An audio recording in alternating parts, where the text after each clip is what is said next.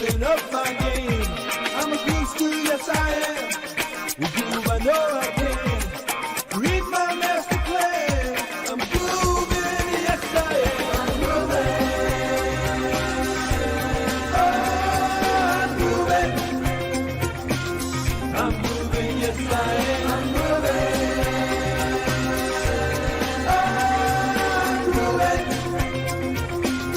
I'm moving, yes I am. I'm moving. I'm moving. I'm moving, yes I am. I'm moving.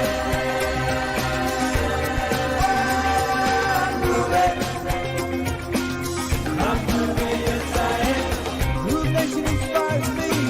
The buzz loose and break free. I'm dancing to my dreams. Bursting at the seams. I'm feeling groove-alicious.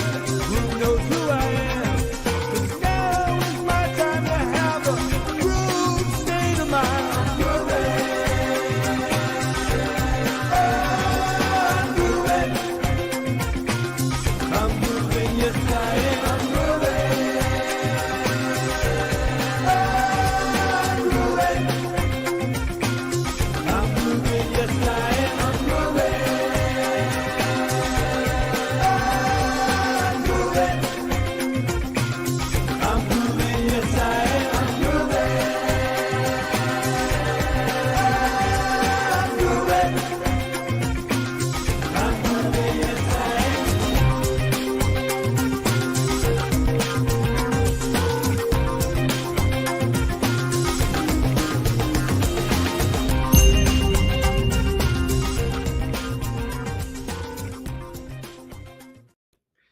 I want to get my own theme song. I love that song. I love that song, and I was really appreciating the animation that the team did when I was watching it just this time. Like, just the way Groovezilla's little arm moves. And it's super fun. I mean, I just love that. It gets you in a good grooving state of mind and uplifting and whatever. And I was like, I don't think I've ever had a theme song. Theme songs are good. Right? Yes. Well, interestingly, today we're going to talk about exploration and curiosity. So kind of like, maybe I have to explore this idea of a theme song. I don't know. So right. What do you think of when you think of the word exploration? Oh, exploration is the search for newness and novelty. Yeah, right. It's traveling to unfamiliar areas, generally to learn something, right? I mean, I think exploration, most people, while not necessarily explorers of the distant past who were just going to see what they could see, but I think when I think of exploration, I'm usually thinking that I'm going to explore something with a purpose, that there's something that I'm trying to figure out, uncover, discover, right? I mean, what do you think of that?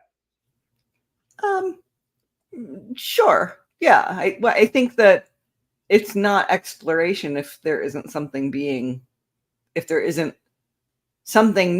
which by its very nature implies learning. Mm-hmm. Because you got otherwise. Good. I mean, you don't explore your bedroom. Someplace you go all the time that you're very familiar with, and yeah. So I do think that there's an element of discovery.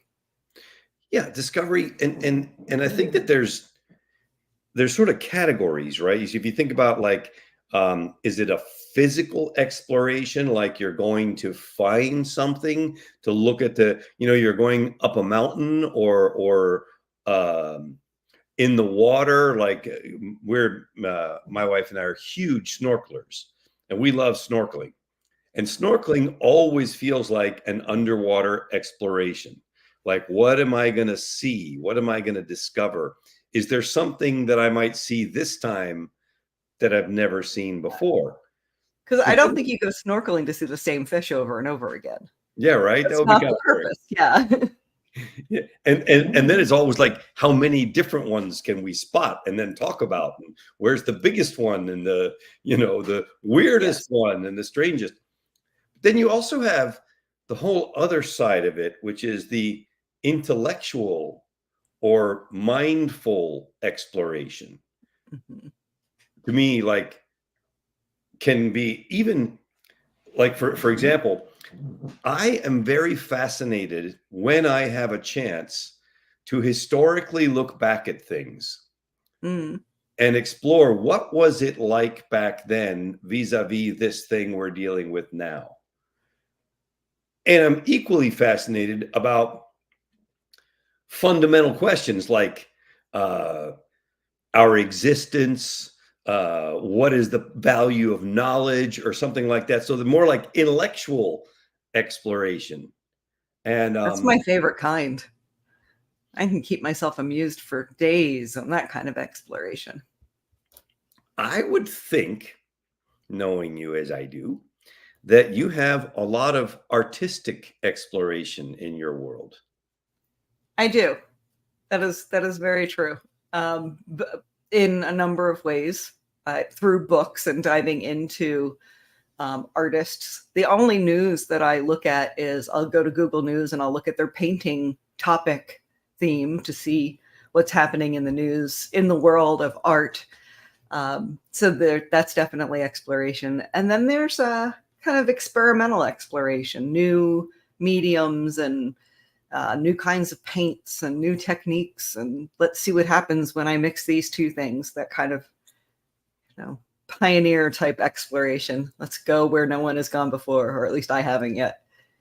And even seeing the art in different ways. Like, I know you and I both went to the Van Gogh moving images thing.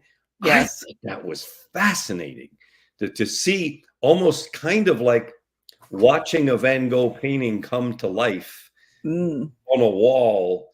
It kind of trying to explore what was in the mind of that artist when he was doing that thing that's now a masterpiece. Where does he go to figure that out, or to bring that out of himself? Fascinating. It is. I agree.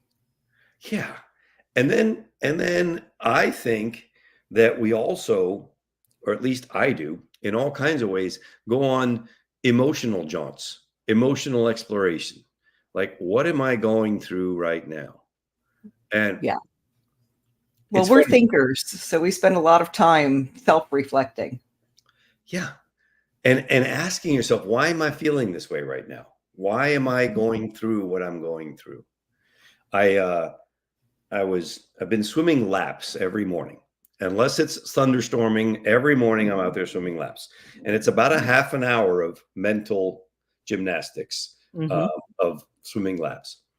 And I'm at home for a 2-month period scheduled at this point. I've been here a month, and I've got another month with nothing on the agenda. That.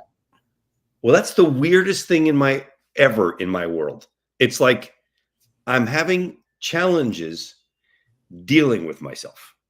Like, this is just weird feeling. It's just strange. So, and here's the crazy part. The crazy part is it is completely by design and with a logical reason behind it, which is I have a big expansion potential in September, and I need to get ready for that with my team. So we're studying the software, we're implementing teamwork, which you and I talked about, and studying how to use it. And it's complicated, and it's, not easy. And so it's by design that these 2 months are blocked out to do these very things. So even though I have it all like it's supposed to be, I still feel strange because I'm not used to being at home for long periods of time without interruptions that take me somewhere to explore something, to see something. And it put me on this thing of, okay, what is going on with you? Why are you feeling strange? What is, you know what I mean? It, like, exploring the emotional side of my own personal condition that I don't clearly understand. I am I don't know how much I want to say about this right now. I'm personally struggling with a form of self-sabotage. And I've been spending a lot of time exploring the reasons behind that. I'm not sure I've gotten anywhere yet, but that's my current journey of exploration. Why am I engaging in self-sabotaging behavior? I know better. Right. It's not that I don't know what I should be doing. It's that I'm not. Well, and isn't that interesting that even when we know that about ourselves, like I've been having to, in a sense, give myself pep talks. Mm-hmm. Like, okay, you scheduled this time to be here for a reason, so that you could learn this software and get your team ready. That means that you have to watch the videos and go into the software and play with it, And even if actually do it's it. frustrating to you. Right. So stop staring at your screen. There is no reason to check the headlines to find out what the latest, greatest is. Go do the work. And fortunately, I've been at this game long enough that I know myself well enough to give myself those pep talks and actually go do it. But it's really interesting to have this kind of, what the heck is going on? There's nothing wrong other than maybe me. Mhm. Maybe me not kind of embracing the moment because it's unfamiliar. How about we explore this a little bit, shall we? Yeah. Right? I mean, and of course we can do personal exploration, personal growth exploration. I'm gonna read books. I'm gonna do that, whatever. But I find it most fascinating when the answer is really not that apparent, and you can't even quite, like, I can't just pick up a book and start reading it, and there's a satisfaction to that kind of thing, right? Oh, I'm reading a personal growth book. Let me see what kind of insights I get. I'm reading, I get some insights. I can make some notes, etc. But that personal exploration piece, when you don't have it figured out and you're not sure why Mhm. you're feeling a particular way, and it doesn't even make any sense, man, that's a whole nother complex level of. It sure is, and I am so in the middle of it now. And I've done the whole personal exploration. Let me research this topic of self-sabotage. Let me find what other people have said about the reasons that cause it. And I have all the signs of it. I know that I'm doing it. I just don't know how the reasons apply to me yet. And I argue with myself all the time during these times, usually. So I argue with the why doesn't matter. The reason I'm doing it doesn't matter. I just need to stop. So there's that sort of just suck it up, buttercup mentality that I have running in the back of my mind. And at the same time, the other part of me is I'm just avoiding something that I need to do. And that's my self-sabotage, procrastination. And the other part of me is just, yeah, but I don't want to. Just flat out childlike resistance. I don't want to. Mm-hmm. That's the part that, although I am capable of wasting a little bit of time, I've just so ferociously forged that work ethic that I just don't do that very often. So I'm lucky in that I am lucky in that one area. Procrastination is not really a big thing for me, but lack of understanding reasons is troublesome. Hmm. I like to have stuff kind of figured out. Like, okay, if you eat a lot of junk, you feel yucky and you put on weight. If you eat healthy, you slim down. If you are feeling out of shape, get out and start walking and maybe lift a couple of weights, right? There's Very practical. there's generally an A plus B equals C equation that I can buy into, and I'm a logical kind of thinker. So when I don't get it, I find myself frustrated. Like, why am I feeling goofy about doing the very thing that I set out to do in the first place? Right? I mean, what is that about? I think I pulled up a bunch of quotes, of course. Marcel Proust says, the real voyage of discovery consists not in seeking new landscapes, but in having new eyes. Like, yep, Oh, I like that. right? This really is an inside journey most of the time, right? And Danny Kaye says to travel is to take a journey into yourself. Yep. Yes. That's definitely it seems like we're both kind of going through that. I mean, really, what other journey is there? Hmm. No, I think as you go through life, there's um, you can see things, you can experience new things, but every time you have an experience, you're looking at it through your own lens. And your lens changes over time, which makes the experience new, even if you're exploring a theme that's been around for a while or something that's part of you. Like, presumably, we all know ourselves better than anyone else does. That Presumably. might be a bit of an assumption, yeah, for many people who don't look inwards ever. But most of us have a certain amount of self-reflection. Hmm. And I think that's why we do things like read the same book over and over again at different times in our life, because our lens is what is changing. I think that's 100% right. And why certain books are classics and become classics in my mind is because they lend themselves to that even Mm. more than others because of layers and layers and layers and layers. Um, yeah. Ralph Waldo Emerson says, "Do not go where the path may lead. Go instead where there is no path and leave a trail." And there's that classic one, man cannot discover new oceans unless he has the courage to lose sight of the shore. Those are ones you've heard a lot, right? You've heard those kind of things like, okay, but really the inner one is the one that I'm like, man, that's okay, this journey is legit and difficult. And and what do you think of Buzz Aldrin's comment? Exploration is wired into our brains. If we can see the horizon, we want to know what's beyond. I think that's true for Buzz Aldrin. I think Explorer is one of the 12 personality archetypes, the Jungian archetypes. So I definitely think that there's, I suppose statistically, a 12th of humanity that is, no, it wouldn't be a 12th. Yeah, a 12th. If there's 12 archetypes, if they're evenly distributed, that has that explorer drive. Mhm.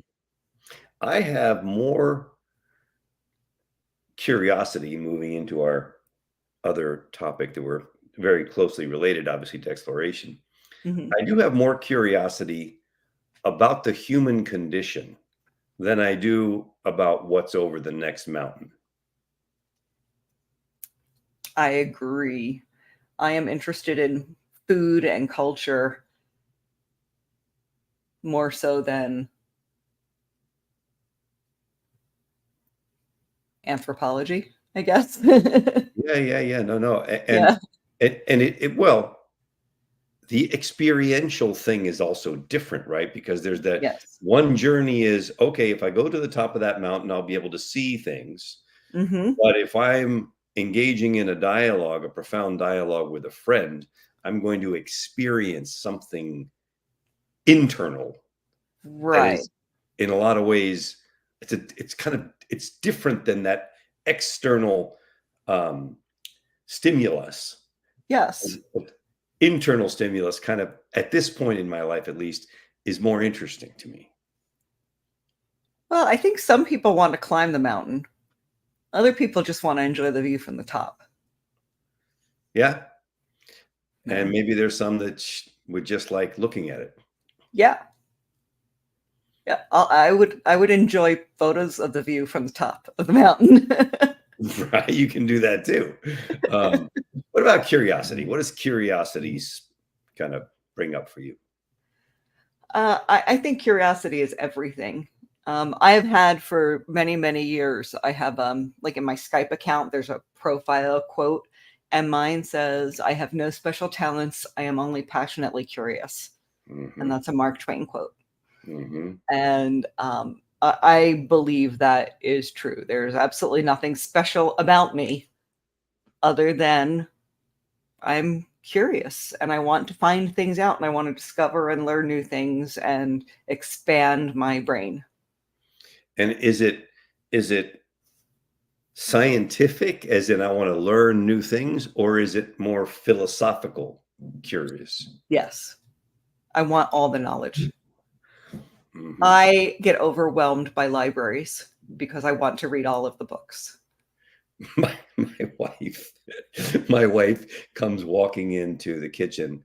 It was yesterday or the day before, and she had 4 books that I'm simultaneously reading, all of them with a different pen stuck in the book of where I'm.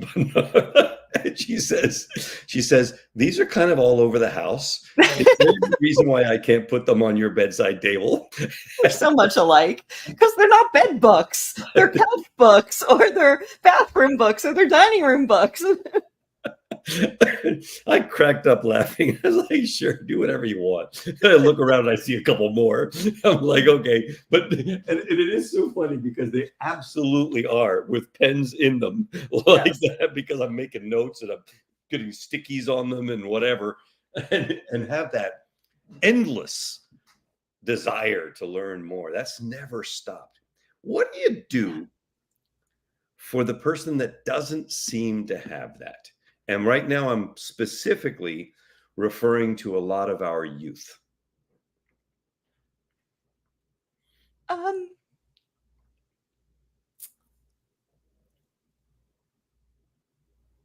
don't know if people don't have it. I think maybe they haven't discovered what they have it about yet. Yeah. See, I think that's exactly what it is. I don't think it's not there. I think it's just kind of covered up or murky or something like that. And we're in a world where it's very, very easy to get our base curiosity satisfied. Mhm. And that wasn't so true 40 years ago when you had to drive to the library to find things out. That's true. No, we have knowledge at our fingertips. We have satisfaction. Very easy for us, intellectual satisfaction. So I think that there's a shift because we've invested so much time into satisfying our curiosity. And I think what might look like people aren't curious is really just people don't need to spend so much time solving curiosity anymore. Yeah. Yeah, I think that's true. I always find it kind of like I search for the right words to encourage someone who comes to me with, I'm really just trying to find myself. Mm. I'm trying to figure out what I want to do.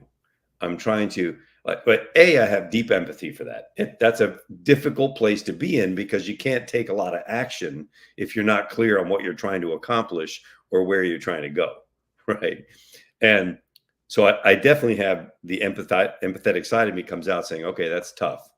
On the other hand, I'm trying to say, well, how could I help that person discover that thing that is going to give them some juice? And, I have, as you know, Linus and Camille, my 2 biological kids. And on the one hand, you have Camille, who's now almost a prima ballerina, who is immensely passionate, sending me pictures from Prague, Czechoslovakia, where she's currently training, on the floor, laughing with happiness because she's dancing again after being injured for the better part of a year, 7 months. I love that. And she's just so happy and so whatever. And I'm like, okay, this is great. And then on the other hand, my son Linus, like, Dad, I just don't know what I want to do. I just don't, I can't seem to, I feel a little bit lost and da, da, da. And so I ask questions. What are you? Well, I'd like to own my own business. Okay, great. What do you know about being an entrepreneur? And then, and asking these questions to try to see if it spurns something. Fortunately, we both have a great friend, Marisa Murgatroyd, Murray's wife, who recently created a fully gamified entrepreneur school. Oh, I love that. Yeah, it's called Entrepreneur School. I think they're going to change the name to Success School, but it's Marisa just created because of wanting to appeal to those people who are so used to gaming that that's interesting, as opposed to picking up a book and reading and trying to create a balance sheet. I used to use a like task management system that was called, oh, I'm not going to remember the name of it now, but something Habit RPG. RPG stands for role playing game. And it was about building good habits, and you had a little character, and when you did your habits, you'd get points towards a new sword or new armor for your character, etc. So the gamification of this idea of personal growth. I think it's huge. Yes. I'm doing some work on a culture program right now, and discovered that interactive video is way more advanced than it used to be. And so you can full on gamify a learning video in a way that makes it far more interesting than anything I've seen before. Such as, let's suppose it's a fitness program and you want to join the fitness program. I'm going to show up at the beginning of the fitness program and say, hey, Donna, so excited that you're joining the fitness program. And just to make sure, because sometimes we get confused, tell me, are you a man or a woman? Man, woman shows up on there. Click on a button. You click woman. Fantastic. I'm so excited for you because I really think that we have the perfect program to help you out, but I need to know a little bit more information so that I can really customize this for you. So would you say that you are in shape already and just looking to go to the next level, kind of feeling a little soft, or maybe you just want to lose some weight? Click on the button, click.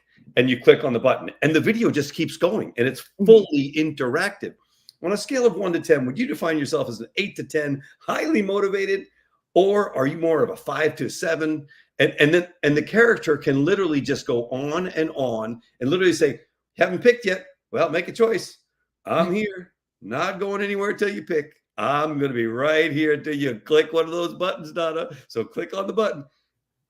Awesome. It's just awesome what can be done now. Never mind with adding AI into it, but that ability to make something more interesting, while on the one hand, I think it loses the subtleties of a book, for this younger social media, digital native crowd, I'm kind of thinking it might be part of the future, the gamification of learning on every level. I would agree with that. I think that's why we have seen things like members areas have stuff like badges and stickers and rewards. And even in social media, you get like conversation starter or active participant, or, these flags that go near your names in social media. And all of that is just designed to push those dopamine buttons, for one thing. And keep you moving forward. Yeah. And for me, like, because I'm just kind of diving in more deeply to this, I'm passionately curious about this. Not for my own sake, but for what I think it can do to keep someone engaged. Like, I'm literally looking at this stuff saying, oh man, this is epic.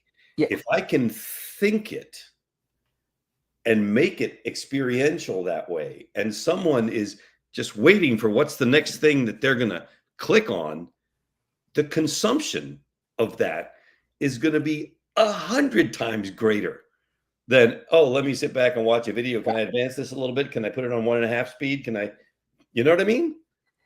For the last 10 years or so, the best asset you could have in your business is your audience's attention. And I think it's getting harder and harder to get that as content is exploding, and only even more so now with the advent of AI.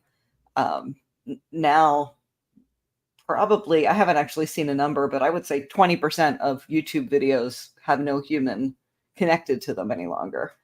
They're just AI voice, AI imagery. AI probably wrote the script. They're just completely generated topical videos about all sorts of things. And I think the same is true for people who are publishing hundreds of blog posts a day now. And there's just so much content that it went from being content is king to content is everywhere. It's like air, it's voluminous, it's not relevant any longer. Search engine rankings might be key. And I think very, very soon, especially with a brand new announcement from ChatGPT that they just launched or launching Search GPT. I know that those of us that are very involved in AI have stopped using Google. Mm-hmm. And we started asking an AI search engine like Perplexity for our answers, because we want something that is distilled and not just whatever is ranking at the top. Right. No, and I think that because of the interactivity of search engines nowadays, search engine optimization, so to speak, is going to shift away from, if you are a lawyer and you're saying, people are not going to look for civil lawyer, car accident, Pensacola. They're going to say, I had an accident in Pensacola and I need somebody to help me make money. Yes. Right. And so now the savvy business people are keenly aware that the new stuff they've got to start putting out there is content that contains the way people talk. Because soon you're not even going to have to type anything. Yeah. You're just going to say it. I'm looking for a new recipe to cook Brussels sprouts with bacon that has a little bit of a spicy edge to it. Done. Sounds delicious. I want that. I saw my wife cutting up some Brussels sprouts about 45 minutes ago upstairs. They were in my mind. I really like them with bacon. So yeah. And we have bacon in the house. So I don't know sometimes where you come up with stuff, Ridgely. I worry about you. Okay. Now, what about, this is a big kind of topic. What about spiritual curiosity? Because I find that there are pockets of spiritual curiosity, and then there are pockets of complete blockage of spiritual curiosity because there's only my way. Insert whatever your way is, the Catholic way, the Baptist way, the Jewish way, the Muslim way, whatever. I think I find that to be really interesting. Ooh, I think that, oh gosh, this is such a loaded topic now. It's only me and you here and all the people that are going to listen to this. Yeah, right? That may have used to like us and maybe they don't anymore. I think that organized religion creates a rigidity and quashes curiosity, because someone raises curiosity and they're either, one, there's a ready answer for it. There's an edict that has already been said that this is the answer to that and this is the only answer to that. Or they're shamed for their curiosity as it being a lack of faith. Yeah. And I think that's a big problem with organized religion and religion. I mean, I hope that we can all agree that religion is man-made and spirituality comes from within. They're very, very different. We have a housekeeper who comes over about once a month or so to do a deeper clean. She was here this morning and she's from Mexico, and we were having a conversation in Spanish, and we were talking about healers, family constellations, the sorcerer that lives in her head, the shaman, the fact that she's a Catholic and I'm a Buddhist, but she thinks that she's open to most religions. It was like, now that's cool. Okay. Yeah. There was no, oh, you're right, I'm wrong. There was none of that. There was just a dialogue between two people who've known each other quite a while now.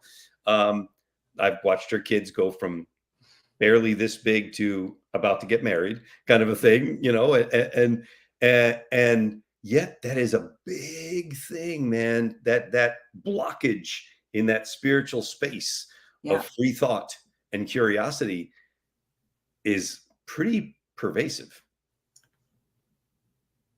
And I wonder if this ability to satisfy curiosity quickly nowadays leads to a disinterest in spirituality, because much of that cannot be determined, decided, discovered. Much of it is about what your thoughts and feelings are, and not so much what facts are. I think that's very accurate. And share an analogy. Once a month, we have an introduction to Buddhist thought meeting, primarily geared at youth. And what I discovered was, rather than having somebody explain what are the tenets of the Buddhist practice, if I put a bowl with a bunch of cards in it, and one says happiness, and the next one says life condition, and the next one says whatever, and pass them out and ask people to give their own definition of what that means, the energy in the room goes way high as everybody's expressing their point of view on that thing that happens to be the thing they pull out of the bowl. Much more interesting as a dialogue starter than, hey, well, what we do is this and this and this and this, and it happens every day. And, and smart. I think so. And getting that dialogue stimulated. The future belongs to the curious, the ones who are not afraid to try it, explore it, poke at it, question it, and turn it inside out. Well, yes. Yeah. What do you think of this? Curiosity is the engine of achievement. Sure. Because real change comes from the desire to have something different, to learn something different, to figure something out. Dorothy Parker has a great quote that I really love. The cure for boredom is curiosity. There is no cure for curiosity. Oh, that is a great quote. That's Dorothy Parker? Say what? Dorothy Parker. Yeah, I thought that was Parker? really, really good. It's like, Yeah. that's very interesting. And of course, when I researched quotes on curiosity, we found the one that you came up with, right? I have no special talents. I'm just passionately curious. And there are some funny ones that I thought were kind of interesting. One was an anonymous quote that says, "I'm curious, but not enough to research it." Yeah. Curious, but lazy. One says, "Curiosity is like a cat's whiskers. It might just lead you to something good or to getting your nose stuck in a tight spot." Very true. Yes. When have you been curious about something that it didn't exactly turn out the way you thought it might? Oh, the very first thing that popped into my mind was when I was a kid and I was playing with fire. I did not cause any fires. Nothing dramatic happened, but that could have been bad. I distinctly remember starting little fires with my friend. It could have been terrible, but we did it camping. Why not? In the suburban neighborhood where we lived. Right. Where things could have gone on fire and could have turned into something. It could have been disastrous. Right. So, yeah. So I like this quote. "Curiosity is the mother of invention, not necessity, as the popular saying goes. Necessity is a nagging wife." All right. Well, I don't like the wife comment, but that was Ian Fleming. He's got a little bit of a flair for saying stuff like that, So we know where he comes from. Is he the James Bond author? Ian Fleming, yeah. Yeah. Bond. James Bond.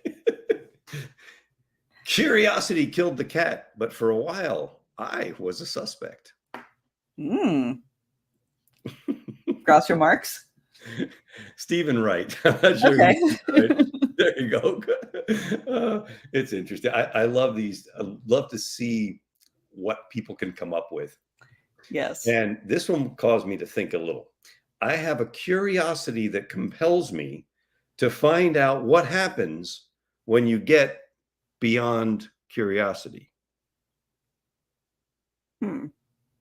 It's kind of redundant, kind of circular. Is that a scientist like Neil deGrasse Tyson, or it was anonymous? Oh, that was anonymous. Yeah. Curiosity is the first step toward being a real know-it-all. Yeah, I think that's true. I have to watch myself sometimes because I am very curious, which means I've racked up a lot of stuff about a lot of stuff. And I always seem to have something to say about a topic. Yeah. Yeah. You know what I find is that there are people, and of course we all know this intellectually, but experientially it's a little bit different, who are just a lot smarter than others. They have a much greater capacity for brain power. And my partner Hubert is one of those. And his knowledge base in his brain is so ridiculous that to people who don't know him, he absolutely can come across as a know-it-all. Yep. But the thing is, he kind of does. Right. Right. He kind of is. Yeah. That's the thing. Like, you know. We were talking this morning about in teamwork, you have your board, which is a flow thing, right? You go from one thing to the next thing and you can move yourself through that thing. And Hubert just this morning says, well, you know where that comes from, right? And I said, nope. It comes from the Kanban style of doing things. Yeah. I'm like, okay, what's that? He said, well, it's a long system. You know what Six Sigma is, right? Yeah. And I go, well, I've heard of it. And he just proceeds to explain the whole Kanban system and how that's a flow chart and where Six Sigma is and why the U.S. Post Office is the most sophisticated Six Sigma thing. And I'm like, where the hell was this just randomness thoughts that come because he's just a lot smarter than most people in terms of his knowledge base. It's just much bigger. He recalls, maybe. Yeah. And he's been that way the whole time I know him. So when you get to know him and you get to understand that that's who he is, I've gotten to a place where I fully expect that now. It's like, okay, we're about to make a comment and Hubert is about to explain where that came from, why that is that way, and how. So I don't have to be, curious to figure out how he does that. Because some of us are naturally Hermione Granger from Harry Potter. Like we are the ones who want to know everything and have access to it. And that's part of our personality archetype. We talked about explorers earlier. I'm a sage. I like to know things. I like to be wise. I like to learn. I like to grow and explore. And that's my personality archetype, which is why I relate to the know-it-all. Like I could easily be that annoying kid in class that always has their hand raised if I weren't such an introvert. But I think, and Hubert, it's his natural inclination is to gather and sort and dispense knowledge. Yeah. And, sometimes I have to pull him aside and say, man, we all know you're smarter than everybody else, but could you just tone down the way you tell us that you're smarter than everybody else? What do you think of curiosity as being sort of a lust of the mind? Oh, I think that I've never used those words, but that rings so true to me. That it does because, as someone who just really wants knowledge a lot, I feel greedy. Yeah, there's a yearning that goes along with it. And I'm grateful because I think that's one characteristic that will keep both you and I young for a very long time because we're constantly seeking. The reason we do these calls every month is to constantly seek a little more and to challenge ourselves to go a little deeper on topics that are not easy. Like curiosity is not an easy topic. There's so many ways you can go with it. And And I do think that when one of the things that I've noticed a number of times, not always, but a number of times, is when people retire, there's certain subsets. There's the subset that goes and finds something else to fill the gap. And then there's the subset that gets old. Yeah. Seemingly overnight. They went from being a vibrant, active person to, oh, I'm retired now. And more sedentary, not only in their activities, but in their mind. Mm-hmm. Like, I think about that concept of retirement, and it just doesn't make any sense to me. I don't get it. Me either. I just don't get it. What am I supposed to do? I like not having to get up and go to a job, the have to part of it. I envision a time in my life when I am not required to sit in front of a computer for many hours a day. That is my life now. It's certainly something that I embraced and enjoy, and I'm not complaining about it, but what some people refer to as retirement doesn't ring to me, because I don't ever see a time when I'm not going to be trying to contribute positively to the world in some way or fashion. Yeah. And I don't know if this is lust of the mind or what, but I have a almost fear-based thought about not being in command of my faculties and able to process things and continue serving and being of service to everybody else and myself. Mm-hmm. That causes me to say, okay, what do we got to do to keep this mind sharp and young? And whatever that thing is, mark me as an in, like all in. Exercise and crossword puzzles and training your brain and staying alert and learning languages and all of that stuff.